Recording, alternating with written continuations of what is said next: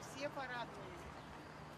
В жилом доме на Товарищеском проспекте Санкт-Петербурга сотрудники спецслужб в четверг обнаружили и обезвредили взрывное устройство.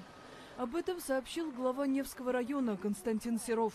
Жильцов дома предварительно эвакуировали и разместили в расположенном поблизости детском саду. По словам чиновника, когда опасность миновала, людям позволили вернуться домой. Около 5 утра полиция взяла штурмом квартиру, которую, как рассказали жильцы, снимали выходцы из Средней Азии.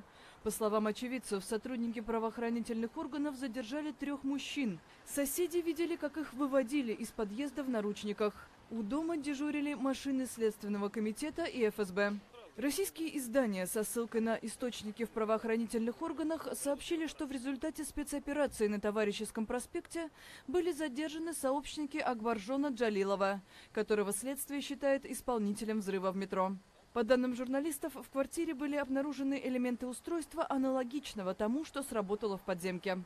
Представитель Следственного комитета Светлана Петренко в четверг сообщила, что оперативники выявили, цитата, «нескольких граждан среднеазиатских республик, которые контактировали с Джалиловым».